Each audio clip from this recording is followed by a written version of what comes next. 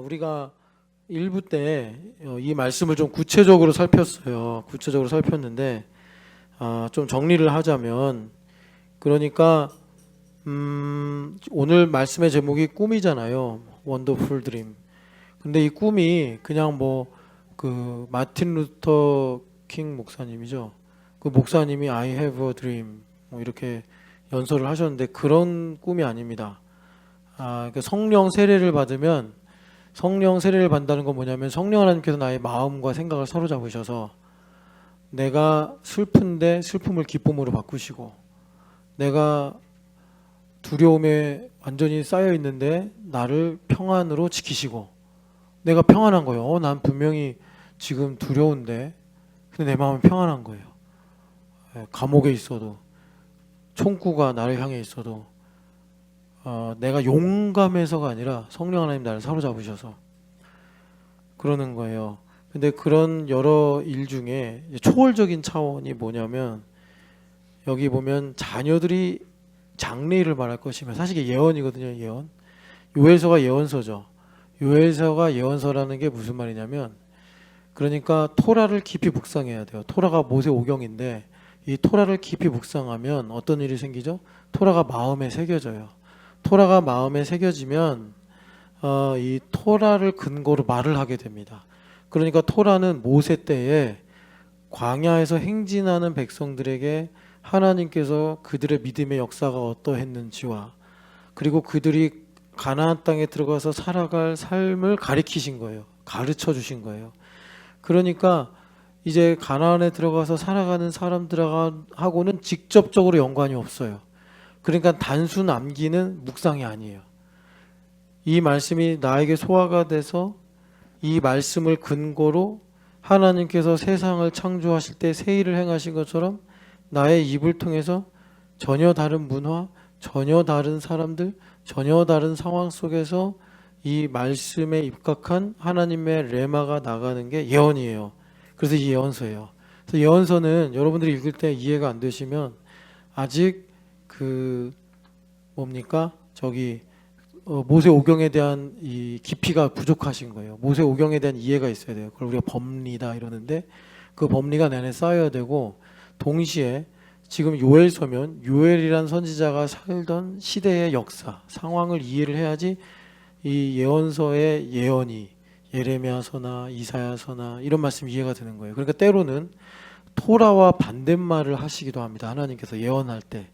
그거는 상황이 다르기 때문에 본질은 같은데 반대 같은 말을 하시는 거예요. 그래서 성경에 보면은 하나님께서 언제는 사랑해라 그러시면서 언제는 보수하신다 이런 말씀도 하시는 거예요. 그래서 우리가 토라가 마음에 새겨지는 게 중요해요. 그거를 가지고 바울 사도가 너희 마음판에 영으로 말씀이 새겼다 이래요. 제가 보미 집사님한테 그렇게 신앙생활 할 거면 나가 이래요. 교회를 나가세요 그래요. 그러니까 고린도 후서 3장 6절을 보면은 율법 조문은 죽이는 것이요 영은 살리는 것이다. 그래서 이분 마음에 할례가 임해서 영으로 하시는 숨결의 말씀이 들리면 목사님이 정말 이 문제를 가지고 이번에 확실하게 매듭짓고 교회가 되어서 뿌리를 내리고 열매를 맺으라는 축복이구나 이렇게 듣는단 말이에요. 그게 영이 살리느니라 이거예요. 율법 조문으로 죽이면요 목사님은 맨날 나만 보면 교회 나가라고 그래 이렇게 듣는 거예요. 보미 집사님이 보배한테 보배 너 그렇게 공부 안 할 거면 이제 책 다 버려 이랬어요. 그럼 보배가 책을 다 담아서 버려. 그러면 율법 조문은 죽이는 것이요가 되는 거예요. 그럼 보미 집사님이 속 터지죠. 그럼 더 맞는 거야. 책을 잘 펴서 공부하고 숙제 열심히 하라는 얘기지. 너 그렇게 할 거면 책 다 버려. 네 어머니. 그러면은 율법 조문은 죽이는 것이요. 그럴수록 엄마 저 이제 공부 열심히 할게요. 책 버리라고 말씀하지 마세요. 이게 영은 살리는 것이니라 이거예요. 자 그래서 이 토라가 이제 마음에 새겨져요. 그러면 이 예언서의 말씀처럼 하나님께서 레마를 주셔서 지금 여기 나와 있는 것처럼 마음을 찢고 돌이켜라 이런 말씀을 주시는 거예요. 내가 만민에게 내 영을 부어주리니 이런 말씀을 나로 예언하게 하시는 것입니다. 그래서 이거를 영적인 단계에서 여러분 여기 어린아이, 청년, 여기 노인 이렇게 나오는데 영적인 단계 우리가 이제 육과 영을 비교하면 육적인 단계의 그리스도인들을 육적인 단계라기보다 차원이 좋을 것 같아요. 육적인 차원의 그리스도인들을 어린아이라고 그래요. 그리고 이제 영으로 사고할 수 있는 사람들, 영의 생각을 따라가는 사람들을 이제 고린도전서 보면 어른이다, 이렇게 신령한 자다, 장성한 자다 이래요. 그 어른 중에서도 지금 어린이 단계, 청년 단계, 노인 단계가 있는 거예요. 그래서 어린이 단계는 예언을 하며 그래서 여러분 구약 성경이 이제 여러 가지 장르가 있는데 가장 쉬운 게 토라고요. 이 토라의 그러니까 이제 적용이 예언서고요. 여러분 크게 말하면 그 뭐 여러분들 우리가 역사서다 이렇게 부르는데 사실 조선 왕조 실록처럼 역사책이 아니에요. 사무엘 상하나 역대기 상하 예언서예요, 예언서. 근데 역사적 기록이 많으니까 역사서다 이렇게 우리가 편의상 부르는데 그거 다 유대인들이 분류한 표에 의하면 역사서에 들어가요. 사무엘서도 역사서. 역대기 상하는 역세서가 아니라 지혜서입니다. 역대기는 욥, 잠언, 전도서, 아가서 같은 시편 같은 지혜서가에 들어가는 게 그게 이제 그 역대기예요. 역대기는 조금 성격이 달라요. 사무엘 상하, 열왕기 상하랑. 여하튼간에 그래서 제일 어려운 성경은 시편입니다. 구약 성경에서 제일 어려운 성경 시편. 이 시편이 뭐게요? 신앙 고백이에요. 신앙 고백. 그래서 여러분들에게 신앙 고백 해야 된다고 그렇게 제가 도시락 들고 다니면서 잔소리하는 거예요. 신앙 고백. 여러분 지금 제자됨 12일에 말씀을 듣는데 참 간증들이 복돼요. 다 자원해서 하시는 거라고 생각해요. 여러분 안 쓴다고 틀리거나 뭐라고 안 합니다. 뭐 힘들면 안 쓰셔도 돼요. 그런데 문제는 뭐냐면 우리 시대는요 어마어마하게 소비해요. 어제도 이 사람 집사님네 집에 갔다 왔는데 뭐 신발 버리고 나이, 양말 버리고 나이 뭐 그러니까는 이게 재화가 너무 많으니까 희귀성이 없으니까 우리가 그냥 다 소비해요. 다 소비해요. 그래서 신앙도 소비해요. 듣고 말아요. 근데 제가 부탁을 드리는 거예요. 여러분들이 우리 교회 다니면서 설교를 들을 때 어떨지 모르겠는데 우리 교회 설교 말씀은 좀 세요. 세다는 게 뭐 거칠거나 강하다는 게 아니라 여러분도 들으시면 알 거예요. 막 파고들 거예요. 그런데 소심한 마음, 그 티미드라고 그러잖아요. 우리에게 주신 마음은 영이라고 원래 말씀드렸는데 디모데후서 1장 7절 두려워하는 마음이 아니고 그게 두려움이 뭐 공포 이런 게 아니고 뭔가를 할 때 소심해지고 위축되는 티미디티라고 그랬잖아요. 그게 아니요 능력과 사랑과 절제니라 이렇게 말씀했어요. 그러니까 여전히 그 티미드가 뭐냐면 내가 내 힘으로 살아야 돼요.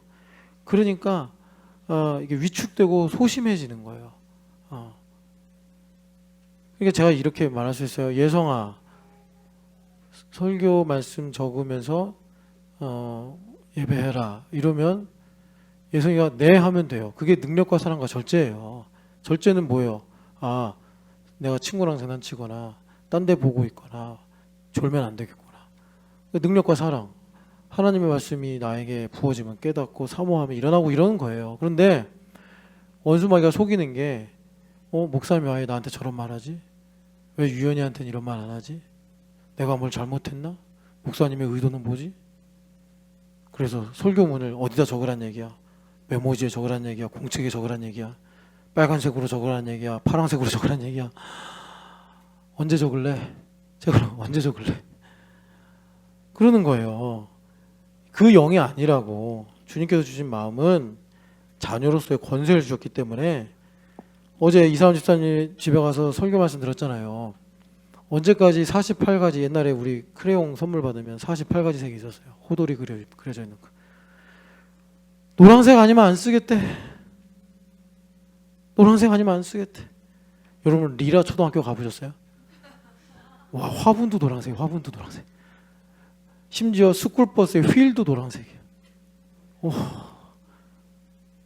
초등학교 건물 벽 노란색이에요. 지붕 노란색이에요. 창틀 노란색이에요. 남산에서 난 리라 초등학교 갔다 깜짝 놀랐어요. 그 심리적으로 무슨 상황이죠? 애들을 그런 초등학교 보내도 되나? 아, 근데 리라 초등학교 선생님 들으시면 되게 속상하시겠네. 넌 너무 이상한 거야. 꽃도 노란색. 근데 노란색만 좋대. 파란색으로 좀 그려. 아니, 난 노란색이래. 안 돼요. 그러면 여러분, 우리 인생이 내가 고단하다고 안 된다는 이유는 틀렸다는 얘기가 아니라 내가 힘들어. 노란색만 있으니 48가지 노란색으로 다 맞춰야 돼. 여러분, 무슨 색으로든 그리실 수 있는 자유가 임하시기를 축복합니다. 그래서 일단 다시 여기로 돌아와서 우리가 꿈을 들어야 되는데, 이 꿈은 뭐냐? 성령 하나님께서 우리의 마음을 사로잡는 거예요. 그래서 가장 하이엔드, 성령 하나님께서 성령 세례로 내 인격을 사로잡는 하이엔드가 꿈이에요. 꿈. 아마 우리 현빈 자매나 유란 자매는 이거 심리학적으로 이해가 될 거예요. 꿈이 심리학적으로 그러잖아요. 제일 깊은 무의식의 어떤 표현, 어떤 우리 감추어진 또 욕망, 막 이런 것들, 가장 깊은 곳에 있는 것들이 이렇게 무의식 중에 올라오는 거잖아요. 근데 거기에 하나님 나라가 있어요. 그럼 하나님 나라의 꿈을 꾸는 거예요. 제가 결론 먼저 말씀드리겠습니다. 우리 인생이 왜 이렇게 힘드냐? 문제가 많아서가 아니에요. 꿈을 안 꾸어서 그래요. 꿈을 안 꾸어서 그래요. 여러분, 너무 좋은 꿈을 꾸신 지 오래되셨으면 기억을 더듬어서 한번 좋은 꿈을 꾸었던 적 생각해봐요. 정말 기분이 좋아요. 참 그의 꿈이 희한해요. 하나님 주신 꿈은요, 한 번이지만, 이제 우리가 꿈 이야기 하다 보면 요새까지 갈 건데, 제가요, 여러분 죄송해요. 근데 사례가 저밖에 없어요. 남의 얘기 잘 알지도 못하고 해봐야 또 삐죽빼죽 해가지고 잘 얘기 안 하려고 그래. 저도 남의 얘기는. 근데 뭐 맨날 제 얘기만 하면 이상하니까. 근데 제가요, 저는 좀 내향적인 사람이에요. 내향적인 사람의 특징이 뭐냐면 힘든 걸 몰라요. 힘든 걸 몰라. 다 흡수해. 그러니까 외향적인 사람은 힘들면 소리 빽 질러요. 그리고 막 남을 못 살게 굴어. 그래가지고 건강해요, 되게.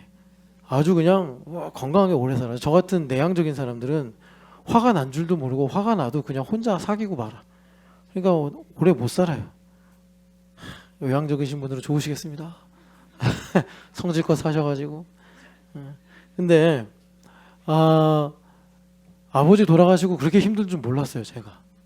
근데 나중에 한 3년 상담 받았다고 1부 때도 말씀드렸잖아요. 그러면서 얼마나 힘든지를 알게 됐어요. 아, 내가 이렇게 힘들어하고 있는데 모르고 사는구나. 뭐 그럴 일이 있어요. 아버지의 죽음과 관련해서. 근데 또 하나는 뭐냐면, 저는요, 초등학교 이후로 아버지랑 목욕탕을 한 번도 안 갔어요. 왜 안 갔냐면, 우리 아버지는 한 번 가면 2~3시간, 탕에 들어가면 1시간 동안 계셔. 나는 약간 저혈압기가 있어가지고 탕에 들어가서 10분만 있으면 막 머리가 어지러워지고 그래. 근데 때를 아버지랑 밀어야 되는데 아버지는 1시간 있다 때를 미셔. 나는 한 15분 있으면 때를 밀고 막 나가고 싶은데, 그러니까 아버지랑 가면 너무 힘든 거예요, 목욕탕을. 나는 진짜 한 30분이면 끝내고 나오는데. 그래서 초등학교 때부터 이제 내가 혼자 가리라 하고 이제 아버지랑 안 다녔어요. 근데 아버지 돌아가시고 어느 날 밤에 꿈을 꾸는데 아버지랑 목욕탕을 간 거예요.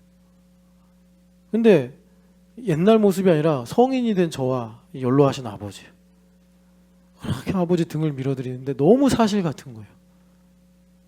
근데 그 꿈에서는 아버지 돌아가신 것도 잊어버렸어요. 그리고 아버지도 제 등을 밀어주시고,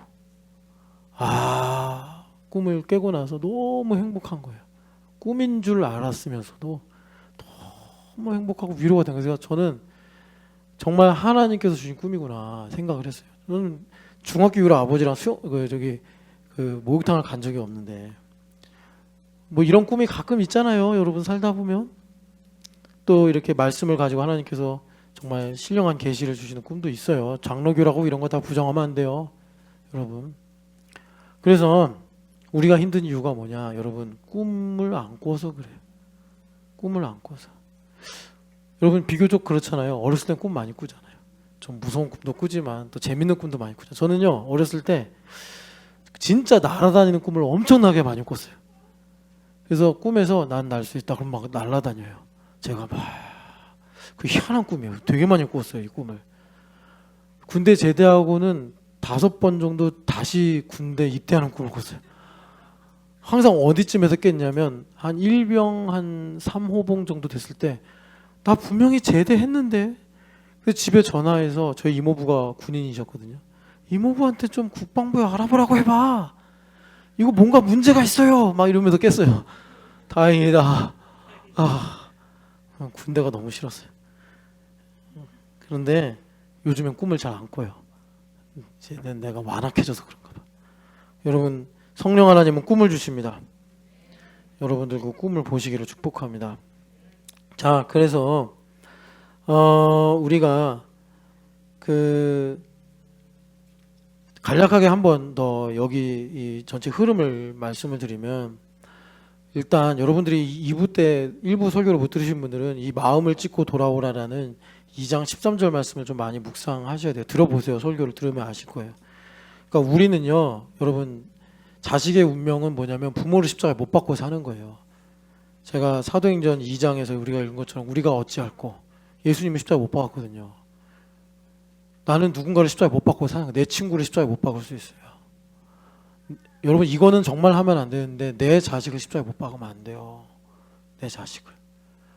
인생의 순리상 어쩔 수 없이 자식은 부모를 십자가에 못 박아요. 그러면서 십자가가 뭔지를 배우는 거예요. 배우는 거예요.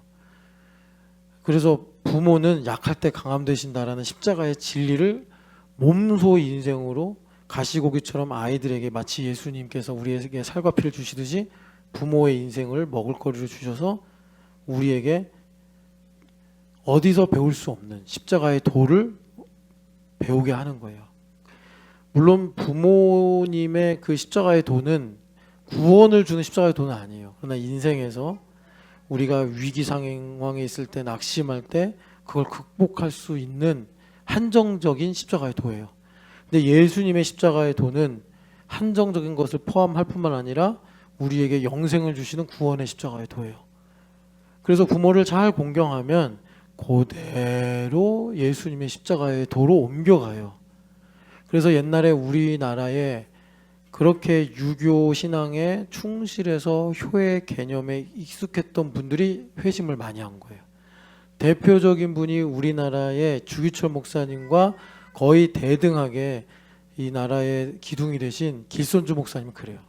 길손주 목사님은 정말 도인에 가까울 정도로 도에 심취하신 분이었어요. 그랬는데도 평양 대부흥 때 친구의 돈을 떼먹었다고 회개도 했죠. 근데 그분이 그냥 그대로 예수님으로 옷을 갈아입어서 하나님의 훌륭한 목사님이 되었어요. 그거는 그런 이치예요. 부모님의 십자가의 도와 하나님의 십자가의 도가 같아요. 근데 깊이와 넓이가 다를 뿐이에요. 그래서 우리가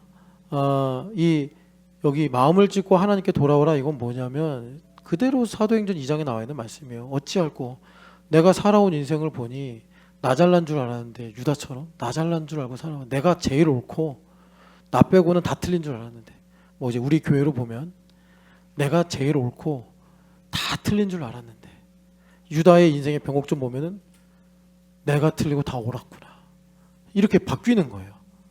그게 유다 지파의 메시아의 왕국을 예언하게 만든 유다의 신앙 고백이에요. 신앙 고백이에요. 그러니까 여러분, 이거를 너무 멀리 생각하지 말고, 나중에 이제 우리 시면 이야기 좀 할 건데, 그러니까 여러분, 이 흑암의 특징이 뭐죠? 혼돈, 그 다음에 흑암, 그리고 어둡다는 거죠. 그리고 깊음, 그리고 물. 여러분, 물은 맨날 잘 모르시죠? 그걸 이제 깊음하고 오버랩이 돼서 물을 언급 안 하는데, 수면 위로 성령 하나님 운행하셨더라. 그래서 첫째 날로 창조하시기 전에 물이 있었어요. 물이 우주를 가득 채우고 있었다, 이렇게 보시면 돼요. 그냥 머릿속으로 상상할 때. 근데 우리가 사실 현재 뉴턴 이후에 또 양자역학의 세계관으로도 이해가 안 되는 거예요. 그냥 하나님의 초월적인 내용이기 때문에. 그런데 이 물과 관련해서 기품이 있다고. 기품. 이 기품의 한 케이스를 말씀드릴게요. 기품이라는 게 뭐냐면 이런 거예요.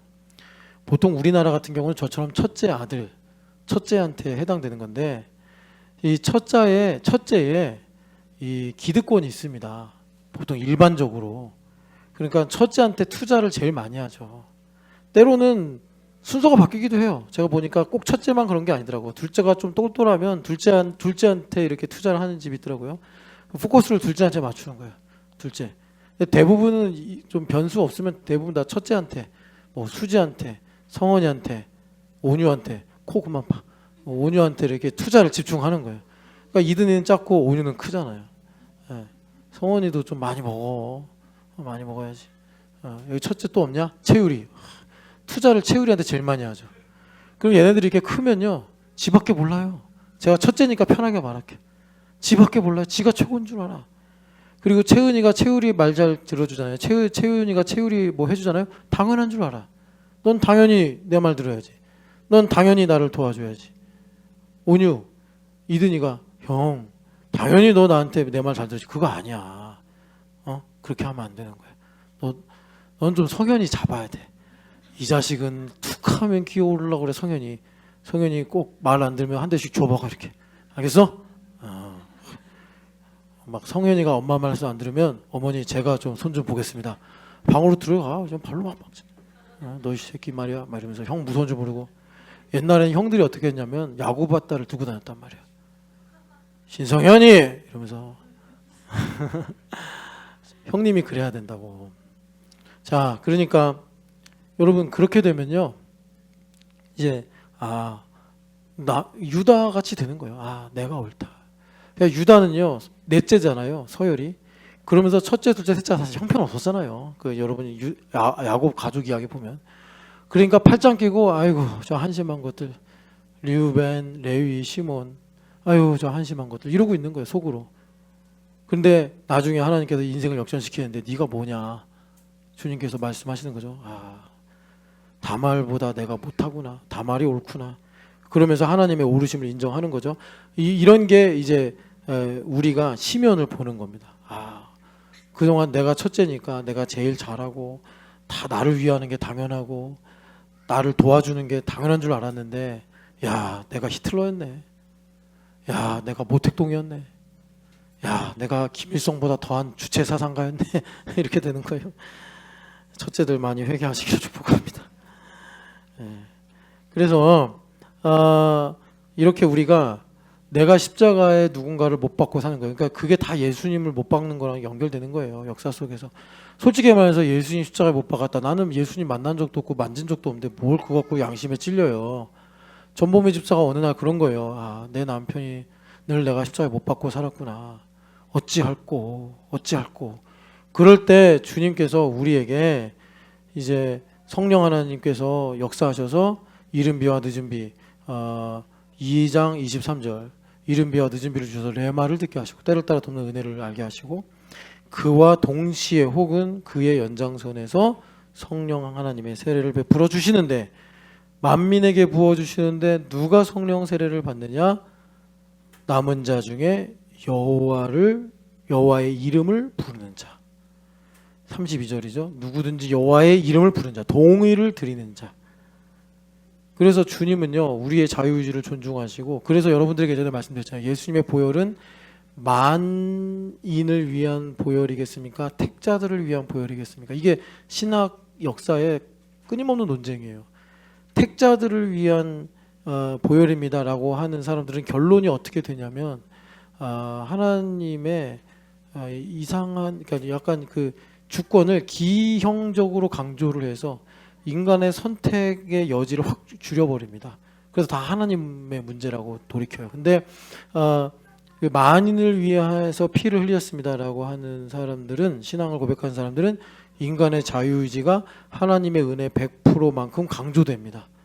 그래서 여기도 마찬가지예요. 성령 하나님을 만인에게 부어주세요. 온 세상에 충만한 거예요. 성령 하나님께서 강림하셔서 그때 여호와의 이름을 부르는 자. 이것도 참 의미가 있는 게, 하나님의 이름이 여호와가 있고 여러분 엘로힘이 있어요. 엘로힘은 보통 하나님으로 번역을 했고, 그 여호와라는 이름이 언제 나왔죠? 출애굽기에 나왔잖아요. 그죠? 출애굽기에 나를 보내시는 하나님을 무엇라고 전합니까? 그랬더니 하나님께서 거기서 스스로 있는 자 아니라, 그 스스로 있는 자라는 그 단어에서 자음만 따가지고 나온 게 여호와 혹은 야훼예요. 근데 모음을 상실해서 야훼 아닐까? 여호와 아닐까? 요렇게 이제 헷갈려서 두 개로 부르는 거예요. 그러니까 여호와의 이름을 부른다는 건 뭐냐면 나를 애굽에서 건지셔서 자유케 하신 하나님을 내가 자유의 이름으로 부르는 거예요. 동의를 드리는 거라 이 말입니다. 그래서 그런 이들에게 성령 하나님의 세례가 임한다라고 주님께서 우리에게 말씀하시는 거예요. 그럴 때 성령 하나님께서 어떤 이는 예언을 하게 하시고 어떤 이는 환상을 보게 하시고 어떤 이는 꿈을 꾸게 하시는데 이거를 그냥 정말 10살부터 20살, 20살 때부터 뭐 30살, 그리고 뭐 60살부터 70살 이렇게 정말 물리적인 나이로 보는 것이 아니라 영적인 차원으로 보면은 잠언에서 이런 말씀 들어보셨죠? 노인의 백발은 그의 인생의 영광이다. 그러니까 지혜롭다라는 거예요. 그분에게 경험과 여러 가지가 쌓여서 정말 지혜로운 말을 한다. 그러니까 우리가 그런 장성한 자 중에 하이엔드가 되면은 꿈을 꿀 수 있게 된다라고 주님께서 우리에게 말씀하시는 거예요. 자, 그래서 여기서 28절 보면은 주님께서 만민에게 성령 하나님을 부어주신다. 심지어 어떻게까지 부어주시냐면 우리는 이제 계급 신분 제도가 없다고 생각하기 때문에 29절의 말씀을 별로 실감 있게 못 듣는데 심지어 노예들에게도 부어주신다는 거예요. 하나님께서. 이거는요 기존의 사회 질서를 하나님 허물어 버리시는 거예요.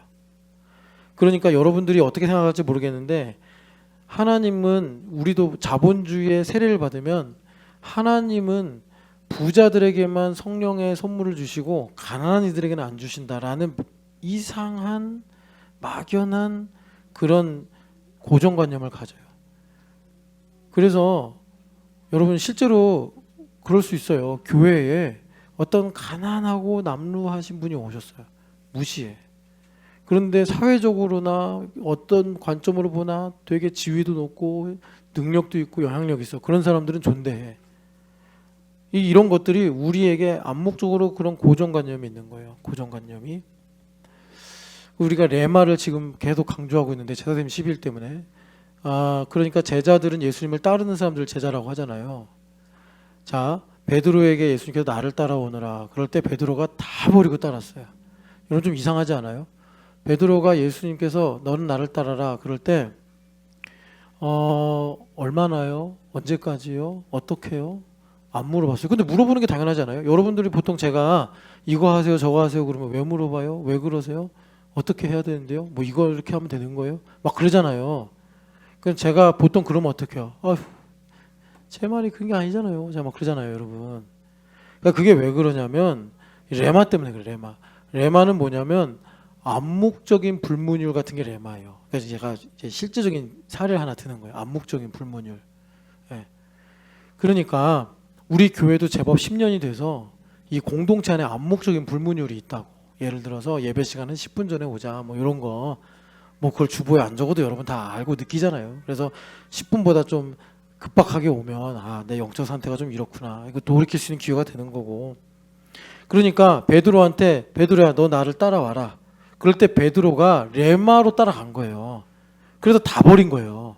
저런 높은 분을 저런 능력 있는 분을 내가 따라가는데 이거 배나 금을 가지고 놓고 어디 정리하고 놓고 이러면 못 따라간다. 이건 잡아야 된다. 그러니까 다른 사람들은 레마가 없어가지고 어떻게 했죠? 저 장례식 좀 치르고 오겠습니다. 저 친구들 좀 만나고 인사 좀 하고 오겠습니다. 그 예수님께서 가라 그냥 이렇게 하신 거잖아요. 그죠? 그러니까 여러분 예수님을 따르는 거는 레마로 가는 거예요. 그 암묵적인 불문율이 깊어지고 풍성해질수록 우리가 이 영적인 차원으로 보면은 하이엔드로 가는 거란 말이에요. 그래서 여기 보면은 주님께서 노예들에게도 부어줄 것이요. 그러니까 주님께서 어떤 인간의 고정관념이나 인간의 상식을 허무시면서 성령 하나님의 역사를 하신다는 건데 그런데 여기서 그 놀라운 축복을 소유하는 사람은 남은 자라고 32절에 말씀하세요. 남은 자다. 이 남은 자는 어떤 사람이라고요? 동의를 드리는 사람. Then 그 이사야서 6장에 then 그때 then I heard the voice of the Lord 내가 여호와의 음성을 들었다. 레마를 들었다는 거 아니에요. then 그때. 그래서 I said 누가 우리를 위하여 갈고 예. 주님께서 레마를 듣게 하신다는 거예요. 그게 남은 자란 말이에요. 그런데 여러분 여기 남은 자들이 누구냐면 여호와의 말대로 피한 사람들이다 그래요. 예루살렘으로 피한 사람들이다. 그래 지금 뭐 우리가 지정학적으로 예루살렘으로 가는 게 아니라 도피성인 예수님께로 들어가는 거예요. 이게 교회됨인데 누가 예수님께 피하죠? 이 말씀 한번 좀 멀리 있지만 스가랴서 한번 찾아 오랜만에 이 말씀 옛날에 많이 읽었는데 스가랴서 13장이죠. 누가 찾느냐, 누가 피하느냐. 스가랴서 12장에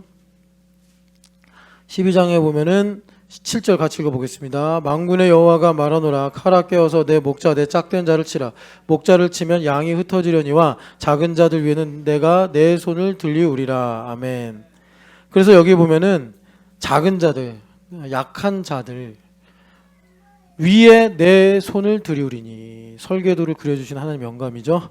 손을 들이우리니 그 3분의 1이 연단받아서 금과 같이 되며, 그래서 주님께서 이는 내 백성이요 나는 너의 하나님이라 거룩의 약속을 이루어 주신다라고 말씀하시는 거예요. 누가 여러분 시온산과 예루살렘 성전으로 피하죠? 약한 사람. 보배야, 누가 피한다고? 약한 사람. 공부 잘하는 사람이 아니라 하나님 앞에 겸손한 사람이라고. 온유야, 누가 피한다고? 힘센 사람이 아니라 겸손한 사람. 그러니까 시온이나 예루살렘으로 안 가고 딴 데 가는 사람은 강한 사람들이에요. 부자들이에요. 자기가 최소 옆에 있는 사람보단 낫다고 생각하는 거예요. 그러니까 유다가 구원받은 거는 내가 옆에 사람이 나보다 낫구나, 이러니까 구원받은 거예요. 그 옆에 사람이 누구예요? 다말이에요. 정말 발등에 때같이 여기던 여인이에요, 유다가. 그래서 다말의 이 문제를 누구가 얘기할 때 뭐라고 그래요? 불로 태워서 죽여 그러잖아요, 유다가. 그런 사람이에요. 그냥 지워버리고 싶은 사람이에요.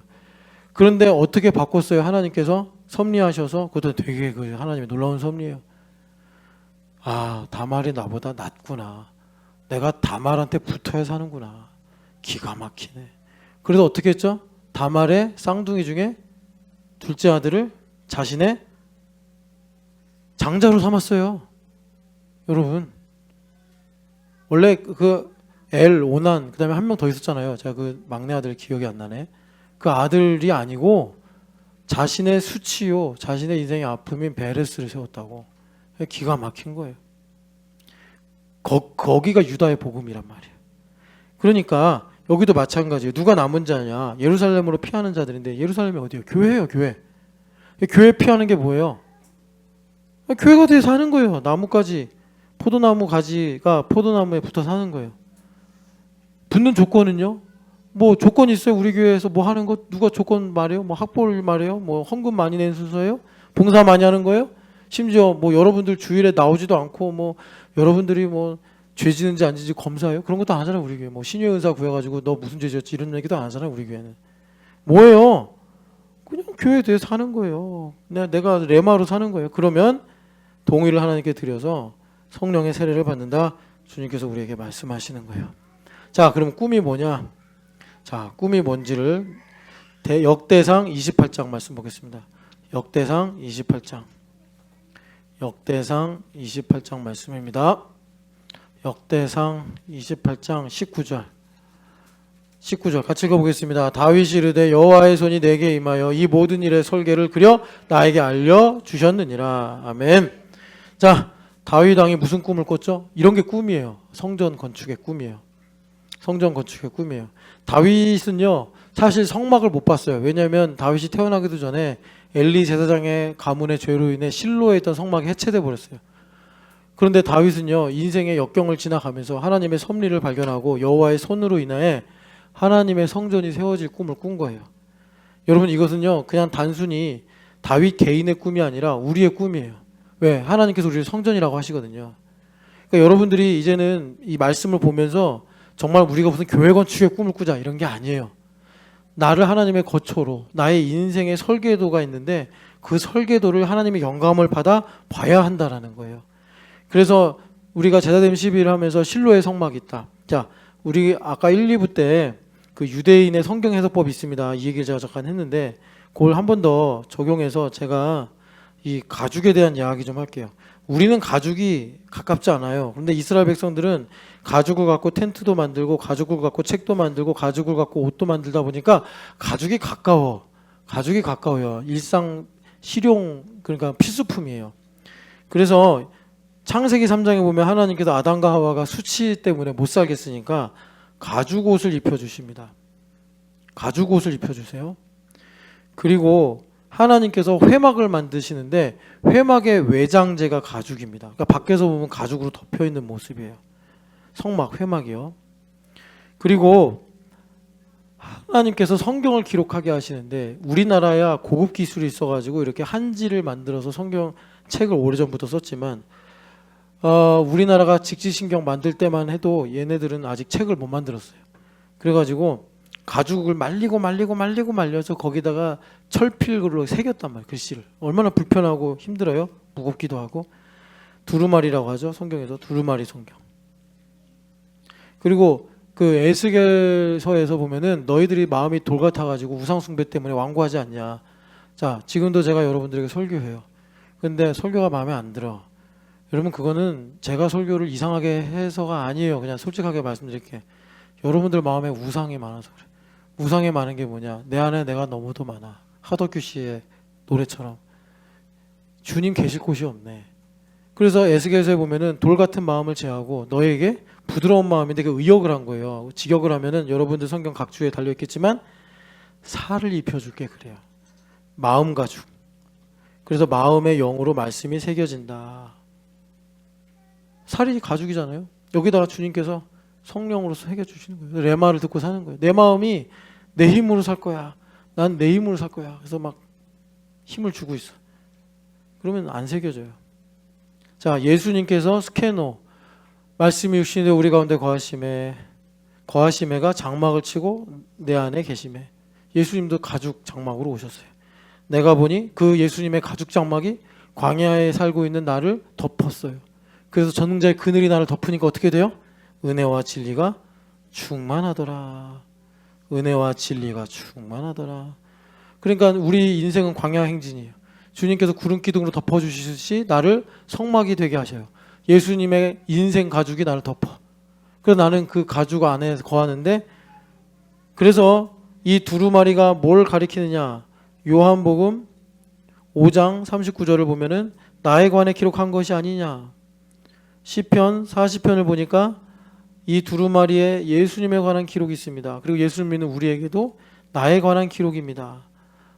그래서 주님께서 우리에게 이제 나를 성전 되게 하시는 거예요. 그래서 이번에 그 몇째 날인가요? 여덟 번째 날인가요? 이 성전됨이 분수령입니다. 여러분들에게 말씀드렸는데, 그러니까 이 성전됨이라는 건 뭐냐면 예수님 안에서 나를 발견하는 거예요. 나를 발견하는 거예요. 그게 이 가죽에 이 두루마리에 나에 관하여 쓰여져 있나이다. 이 주의 법이 내 심중에 있습니다. 이거예요. 그래서 네, 이게 유대인들의 성경 해석법이에요. 전혀 이성적이지 않아. 근데 이미지와 흐름으로 성경을 보는 거예요. 그래서 여러분 지금 제가 뭘 설명한 거죠? 네, 다윗 왕의 설계도를 설명한 거예요. 다윗 왕의 설계도가 뭐냐? 이거예요. 이걸 본 거예요. 다윗 왕의 설계도. 다윗 왕에게 하나님께서 영감을 주셔서 이분이 하나님 말씀을 얼마나 사랑했는지 시편에 많이 나오잖아요. 그래서 말씀을 묵상하니 시편 40편처럼 주의 법이 내 마음에 있나이다. 그래가지고 시편을 많이 기록한 거예요. 시편이 그래서 어려운 성경이라니까요. 쉬운 성경이 아니에요. 시편. 이분이 시편을 최다 기록하신 분이에요.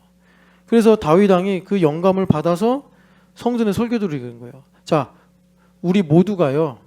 실로 성막이 있습니다. 실로 성막이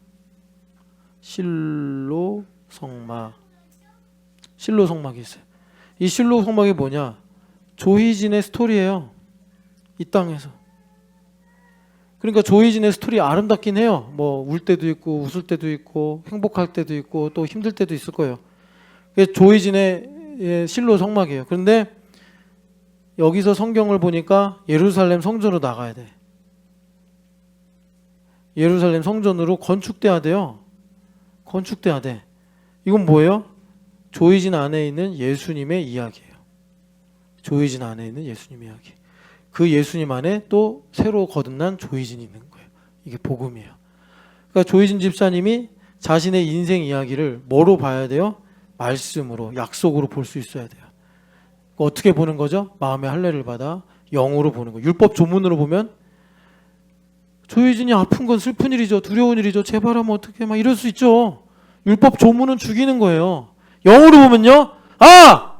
이것이 주님께서 나와 함께 하신다라는 약속이구나. 두렵지 않죠. 두렵지 않단 말이에요. 그러면 오히려 이전보다 더 지혜로워지고 더 하나님의 기품을 헤아리게 된단 말이에요. 그래서 조희진의 인생을 말씀으로 보는 건데 이 말씀을 영의 말씀으로 봐야 돼요. 영의 말씀으로 보면요. 조희진 집사님 인생의 마이너스도요. 진리로 보이는 거예요. 조희진 집사님 인생의 슬픔도 진리로 보이는 거예요. 그래서 하나님께서 영과 진리로 예배할지니라 그런 거예요. 그렇게 되면 조희진 집사님이 살아 움직이는 살아계신 예수님을 이제 증언하는 예수님을 증언하는 그래서 우리가 간증하는 거예요. 연습을 해야죠. 증언하는 거예요. 그래서 여러분 자 지금 우리가 꿈을 꿔야 되는 거예요. 꿈꾸는 단계에 나가고 있는 거예요. 갈라디아서 자 여러분 이 말씀을 읽으면서 하나님 저 정말 인생의 꿈을 꾸게 해주세요. 기도하는 소원 있기를 축복합니다. 허웅선 집사님 콘서트 끝났다고 이제 꿈 안 꾸지 말고 어디 갔지? 이제 새로운 꿈을 꿔야지. 셀린디옹이랑은 결별하고 이제 엄태훈 목사의 그 제자로 또 예수님의 제자로 꼭 새로운 꿈을 꾸시길 축복합니다. 자 어디를 보시냐면 갈라디아서 1장 15절. 자 이제 저기 콘서트 뒤돌아보시면 안 됩니다. 뒤에 있는 것은 다 잊어버리고 오직 앞에 있는 걸 향해 달려가야 돼. 자 1장 15, 16절 읽어보겠습니다. 그러나 내 어머니의 태로부터 나를 택정하시고 그의 은혜로 나를 부리시니가 그의 아들을 이방에 전하기 위하여 그를 내 속에 나타내시기를 기뻐하셨을 때에 내가 곧 혈육과 의논하지 아니하고 아멘. 자 혈육과 의논하지 아니하고 이것도 복음이에요. 나 독립해야 돼. 내가 첫째예요. 계속 첫째 특권의식을 갖고 있어. 당연히 나를 도와야지. 당연히 나를 섬겨야지. 이러고 있어. 히틀러처럼 계속. 아니에요. 독립해야 돼 이제. 야 내가 이제는 그동안 내 동생을 섬겨야겠구나. 내 가족을 섬겨야겠구나. 이제 더 이상 내가 이 장자로서의 이 기득권을 가지고 있어서 안 되겠구나. 뭐 각자 여러분 다 그런 거 있잖아요.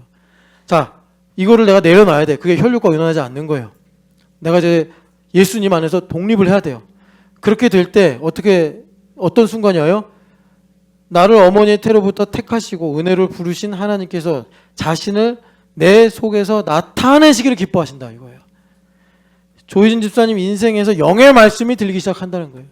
조희진 집사님만이 아니라 여기 전보미 집사도 마찬가지예요. 전보미 집사님도 대구에 내려간 이야기, 대구에서 올라온 이야기, 그 전에 H.O.T 뭐 토니 엄마로 살아간 이야기 뭐 이런 거 다 그 안에 다 예수님께서 자기를 나타내시기를 기뻐하신다고. 이제 토니가 아니라 예수님을 위해 살아라 이렇게. 그 열정이면 진짜 이 캠퍼스 바꿀 텐데. 토니 엄마야? 토니 뭐야? 하여튼 뭐 토니에 뭐로 살았대요 자기가 H.O.T에서. 강타요? 토니 엄마는 저기 반달곰 자매죠? 조심해서 불러야 돼요. 반달곰 위험합니다 여러분. 기분 상할 때 반달곰이라고 하면 안 돼. 자 그래서 이렇게 우리 안에서 예수님께서 자기를 나타내시길 기뻐하신다고. 그것이 다윗이 영감을 받아 설계도를 그리는 거예요. 설계도를 그리는 거예요. 여러분 그래서 제가 계속 독립해야 된다, 자유해야 된다, 홀로 서기를 해야 된다라고 하는데 그건 뭐냐면 자유해야 된단 말이야. 내가 누구에게 종속되어 있으면 안 돼. 그래서 아침에도 말씀드렸잖아요. 우리 젊은이들이 향상성이 성취가 안 되고 있는데 그게 뭐냐? 그게 경제적 독립이 안 되면 안 된다 그게. 우리 그 상담하는 분들이 다 모아서 이렇게 원칙같이 만들어냈다니까요 여러분. 그건 뭐 인터넷으로 충분히 쉽게 찾을 수가 있어요. 그래서 우리 젊은 아이들이 선택도 할 줄 모르고 꿈도 없고 대학생들이 문제래요. 용돈 받아 쓰면서 너 뭐 하고 싶니? 하고 싶은 것도 없고. 심지어 여러분 우리나라가 얼마나 기괴하냐면 의사고시를 봐야 하는 사람들이 대치동에서 의사고시 학원을 다닌대. 이상하지 않아요? 사법고시를 봐야 되는 사람들이 로스쿨을 졸업을 했는데 사법고시 학원을 다닌 나라가 우리나라예요. 이상한 거예요, 이상한 거. 왜 그러죠? 대상 향상성이 성취가 안 돼서 그런 거예요. 그래서 어떻게 해야 돼요? 하늘아, 하늘아, 하늘아. 안 돼, 안 돼. 이걸 가르쳐야 된다는 거예요. 그래서 하늘이가 절망을 해야 돼. 그래서 목사님 미워 이렇게 돼야 돼. 그런데 제가 계속해서 하늘이한테도 이제 나중에 은영자매가 허락해주면 아이스크림도 몰래 사주고 맛있는 것도 사주고, 아, 목사님은 좋은 분이구나, 안 돼 하지만 좋은 분이구나, 이렇게 돼야지 우리 하늘이가 대상 향상성을 가지고 이제 자유할 수 있다라는 것입니다.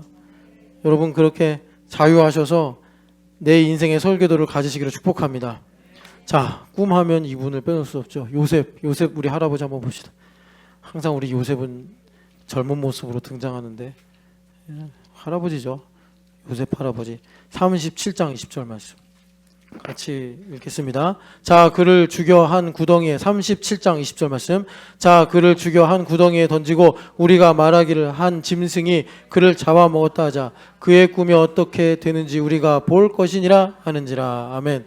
그 앞에 19절 마지막에 보면 꿈꾸는 자가 온도다. 제가 대학 때 강준민 목사님이 이 책으로 베스트셀러를 냈어요. 전 못 읽었어요. 읽지 말라고 하신 것 같아. 근데 꿈꾸는 자가 오는도다. 이게 우리 청년들을 향한 주님의 비전이에요. 꿈꾸는 자가 오는도다. 누가 한 말이에요? 이 요셉을 죽이려고 하는 형들이 한 말이에요. 참 하나님은 지혜가 끝이 없으신 거예요. 요셉을 반대하는 원수들의 입에서 예언이 나오게 해. 신기한 일이죠.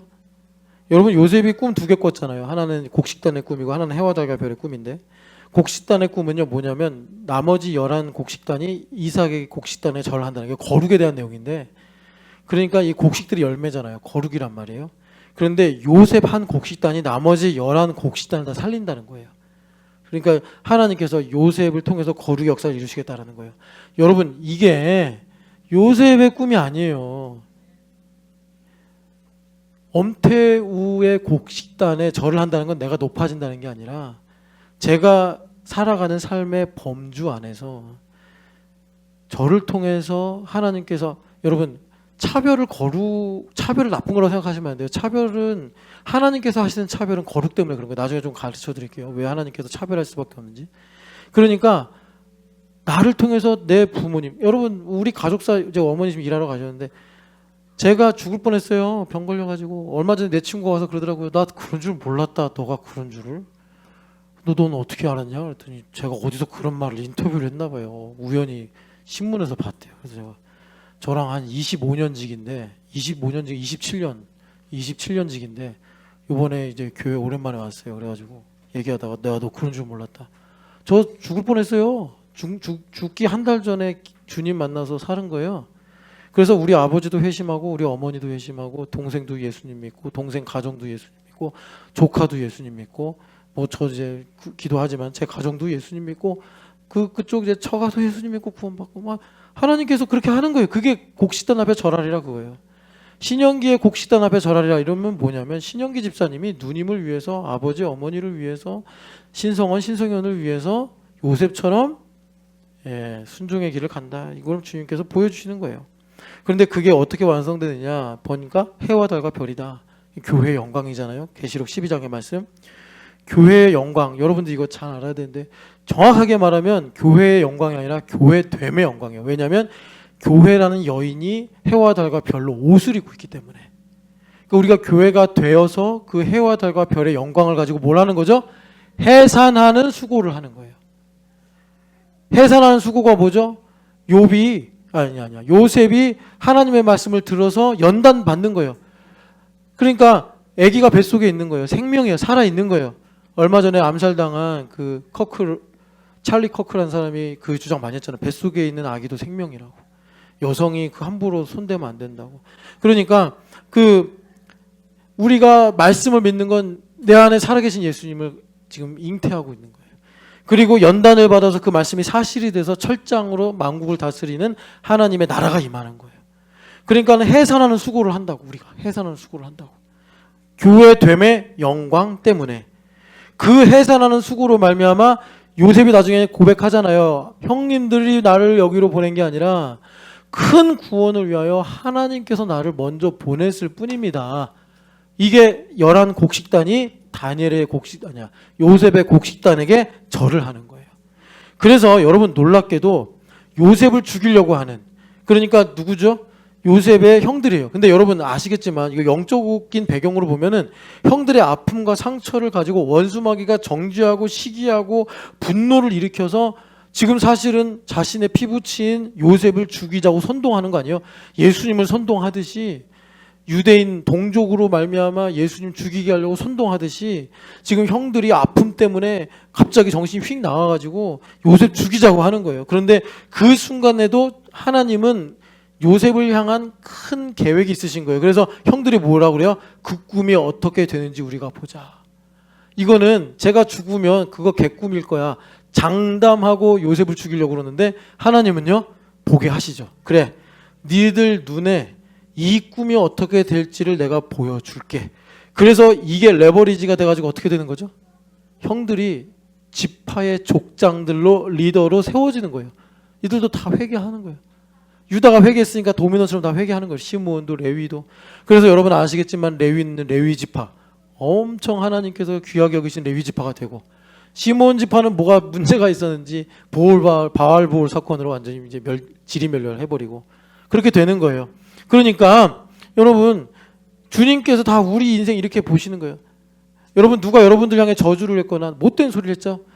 그건 하나님의 명예가 달린 일이기 때문에 하나님께서 그거를 반대로 쓰세요. 욥처럼 우리가 그 꿈이 어떻게 될지를 볼 거야. 하나님은 그러신 거예요. 보게 해줄게. 어떻게 되는지 보게 해줄게. 그래서 그들을 구원하시고 살리시는 것입니다. 여러분 꿈을 꾸셔야 됩니다. 요셉처럼 꿈을 꾸셔야 돼요. 그러면 요셉이 이 꿈을 꿔서 어떻게 연단을 받았느냐? 시편 105편 우리가 예전에 몇 번 읽었죠? 시편 105편을 보면은 105편 18절 19절 읽어보겠습니다. 그의 발은 착고를 차고 그의 몸은 쇠사슬에 메었으니 곧 여호와의 말씀이 응할 때까지라 그의 말씀이 그를 단련하였도다. 아멘. 여기 여러분 말씀이 레마입니다. 그러니까 요셉이 꾼 꿈은 레마의 하이엔드라고 그랬어요. 그래서 그 꿈이 잊혀질만 하면 생각나고 잊혀질만 하면 생각나서 여기 응한다죠. 누가복음 4장에도 너희 귀에 이 말씀이 응하였느니라 했는데 그때 응하는 거는 충만이에요. 그래서 귀에 응한다는 건 뭐냐면 처음에는 그냥 한 100분의 1 정도 알아듣고 그런가 보다 했는데 충만해져 가지고 나중에는 마치 고린도전서 13장처럼 희미하게 보다가 명확하게 보는 것처럼 아 예수님이 메시아구나. 이게 이제 응하는 거예요. 아 나사렛 예수가 메시아구나. 수가성 여인처럼. 그래서 수가성 여인이 그 말을 하니까 예수님께서 아 이제 추수할 때가 왔구나 이렇게 말씀하신 거예요. 이 말씀이 너희 귀에 응하였느냐 했더니 이제 너희 앞에 지금 있는 이 나사렛 예수가 메시아자 아니냐 했더니 어떻게 됐죠? 화가 나는 거예요. 죽여버릴까 보다 해가지고 막 예수님을 낭떠러지로 끌고 가잖아요. 여러분 교회됨의 영광을 보면 우리 안에 그런 마치 울분과 같은 게 막 치고 올라와요. 죽여버리고 싶은 거예요. 누구를요? 여러분들이 채우세요. 그 내용은. 그래서 여기서 응한다는 건 그게 아니에요. 이거 되게 재밌는데 아까 꿈꾸는 자가 오는도다 했잖아요. 레마가 올 때까지. 그러니까 이게 come 뭐라 그래야 되나? 하여튼간에 the word. 그러니까 the word come to me 뭐 이렇게 번역이 되겠네요. 말씀이 내게 오는 거예요. 말씀이. 그러니까 그 꿈이 이삭단들이 절하던 그 꿈이 그리고 해와 달의 별의 그 영광의 꿈이 나에게 오는 거예요. 꿈꾸는 자가 온도다 한 것처럼 나에게 오는 거예요. 그때까지 하나님의 말씀이 레마가 그를 단련하는도다. 주님께서 이제 그 일들을 우리 가운데 이루시는 것입니다. 자, 이제 다시 요엘서로 가보겠습니다. 자, 누가 꿈을 꾸느냐? 꿈이 레마의 하이엔드라고 그랬는데 여러분 꿈은요 이미 이제 뭐 여러 가지로 입증이 된 것처럼 우리 무의식의 작용들이에요. 그러니까 하나님의 말씀이 내가 이성을 갖고는 그 무의식에 뭐가 있는지 모르잖아요. 그 심연이라고 할 수 있는 깊은 곳까지 주님께서 거룩하게 하시는 거예요. 자, 제가 이거 한 가지 사례만 말씀드릴게요. 이거 흔히 있을 수 있는 일이에요. 뭐냐? 전보미 집사님이 열심히 정은정 집사님을 도와줘. 정은정 집사님 힘들 때 밥도 사주고 뭐 선물도 사주고 신고 도와줘. 그런데 반대로 이제 전보미 집사님이 되게 힘들게 됐어. 어려움이 생겼어. 그럼 정원정 집사님이 전보미 집사님이 힘든 걸 아니까 도와주려고 그래. 봄이야. 아니지. 봄이 언니인가? 봄이 언니 나랑 밥 먹어요. 봄이 언니 나랑 시간 보내요. 그랬더니 전보미 집사님이 아니야, 난 괜찮아. 아무렇지도 않아. 나 힘들다고 왜 그래? 나 하나도 안 힘들어. 이런 게 뭔지 아시죠? 여러분 지금 제가 이런 걸 이제 그 내러티브로 말했는데 이런 게 내가 주인돼 사는 거예요. 그러면 정은정 집사님은 이런 일을 두고서 자괴감을 느낍니다. 그러니까 이 순간 전보미 집사님 그런 적 없지? 그 순간 뭐가 되냐면 전보미 집사님한테 적선받은 게 되는 거예요. 아, 전보미가 날 이렇게 생각했구나. 이거 되게 심각한 문제인데, 자, 의식의 심연을 보지 못하면 이게 옳음 같고 이게 정당한 것 같고 이게 나를 살리는 것 같은 거예요. 여러분 제가 47년 살면서 많은 인간관계를 손절해 봤습니다. 제가 지금 와서 정말 후회하는 건 뭐냐면 인간관계는 손절하면 안 돼요. 제가 목회 3년 쉴 때 되게 힘들 때거든요. 그때 배웠어요. 아, 인간관계는 손절하면 안 되는구나. 그래서 제가 진짜 많이 회개했어요. 그 손절하고 살아왔던 걸. 제 성격이 되게 못돼서 아니다, 틀렸다, 뭐가 없다라고 생각하면 그냥 과감하게 전 손절하고 살아왔거든요. 하나도 아쉽지 않았어요. 그런데 제가 목회 3년 쉴 때 진짜 의식의 심연을 걸었어요. 심연. 깊음. 그래서 창세기 1장 2절을 많이 묵상하셔야 돼요. 그 수면 위를 운행하시는 분이 성령 하나님이에요. 성령 하나님이 아니면은 우리 의식의 깊은 심연에 뭐가 있는지 우리가 몰라요. 그러니까 성령 하나님께서 우리 영혼의 등불이 돼서 그걸 드러내시는 거예요. 내가 얼마나 주인되어 사는가. 아, 내가 이렇게 주인되어 사는구나. 아까 전에 말씀드린 그 내러티브 같은 걸로. 요셉의 회개예요. 제가 지금 말하는 게. 그러니까 여러분 형님들이 요셉을 팔아먹은 것만 생각하죠. 요셉이 얼마나 형들을 못 살게 굴었는지 여러분 이제 느낌이 오십니까? 이 형들 입장에서 보면은 팔아먹을만 하다 생각이 될 거예요. 그러면 안 되지만. 왜? 형들을 실컷 가르쳐. 형 이렇게 하면 안 돼. 저렇게 해야 돼. 아버지 뜻은 이거야. 형들 가르쳐. 그럼 형님들이 요셉아 양은 이렇게 치는 거야. 요셉아 양의 꼴은 이렇게 먹어야 돼. 아, 형 저 그런 거 필요 없어요. 형 알아서 하세요. 저 도와줄 생각 하지 마세요. 그러니까 11번째인데 형들이 괘씸한 거예요. 아, 저 녀석은 우리를 불행한 아들로. 그리고 특별히 그 빌하와 실바의 아들들은 야, 그리고 또 레아의 아들들까지도 야, 그래 니네 엄마가 그러지. 그러니까 너가 나를 그렇게 없다 생각하는구나. 요셉은요, 아니 내가 형들 도와줬는데 형들 얼굴이 왜 그래? 아니 내가 내 틀린 말 했어요? 아니 내가 형들 위해서 이렇게 아버지한테도 보고해드리고 이렇게 배려하는데 형들은 왜 나를 이렇게 불쾌하게 생각하세요? 그걸 이해 못하면 주인됨이 뭔지 모르는 거예요. 그래서 이런 게 하나의 무의식의 심연이어서 주님께서 이런 거를 다루시는 거예요. 그래서 연결되고 결합이 된다는 게 여러분 그냥 우리가 뭐 맛있는 거 먹고 놀러 다니고 뭐 친하게 지내고 그런 거 아니에요.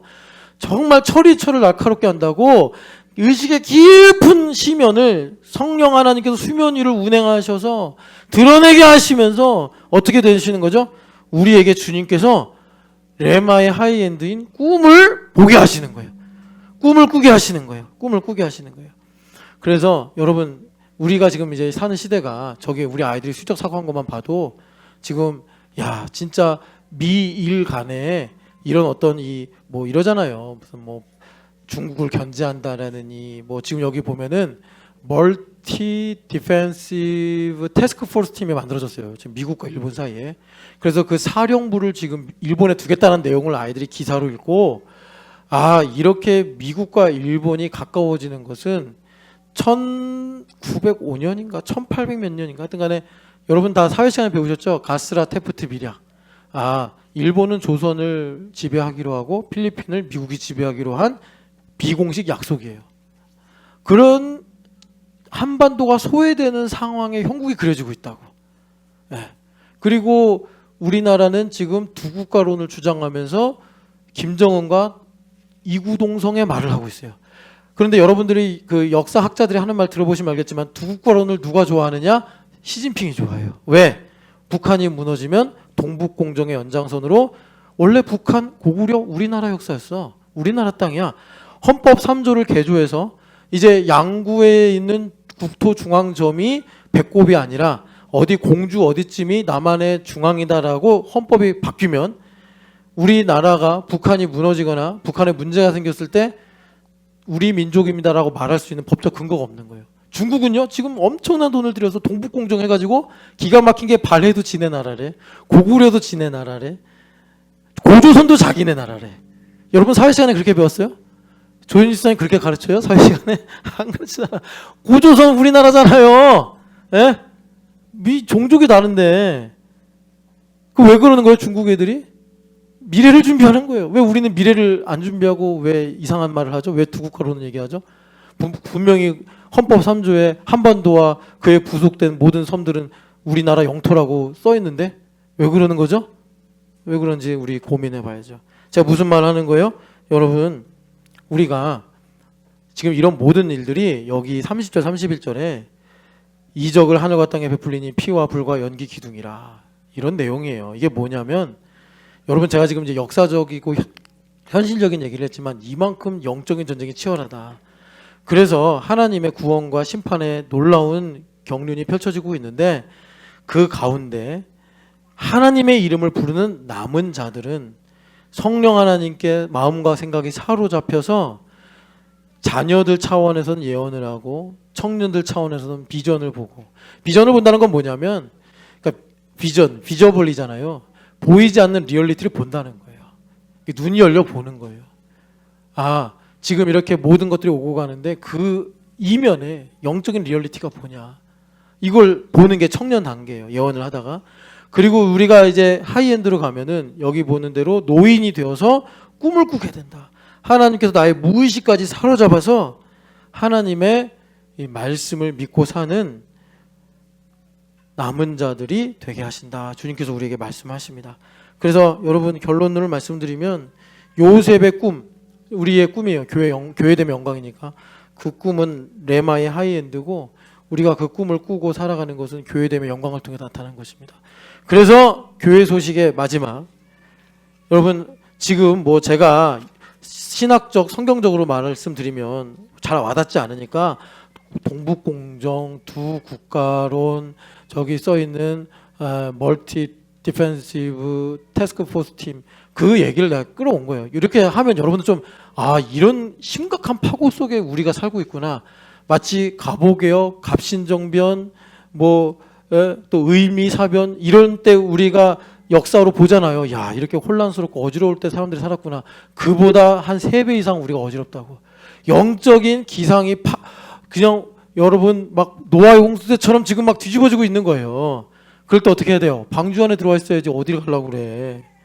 그래서 어떻게 해야 되겠어요? 우리가 신촌연합교회가 되어서 캠퍼스의 부흥을 위해 기도하고 일본 선교를 위해 기도하고 북한의 회복을 위해 기도해야 되더라. 꿈을 꾸시라. 여러분들의 실로 성막을 아름다운 예루살렘 성전으로 그리시라라는 거예요. 자유를 가지고. 그래서 이걸 보여드리려고 한번 제가 그림도 스캔해서 가져왔잖아요. 이게 실로 성막입니다. 그냥 유목민들의 조그만 텐트예요. 근데 여러분 보여드렸잖아요. 이게 예루살렘 성전입니다. 얼마나 스케일이 커졌어요. 나의 정체성을 분명히 하고 여러분 이 요해서의 말씀이 귀에 응하시기를 축복합니다.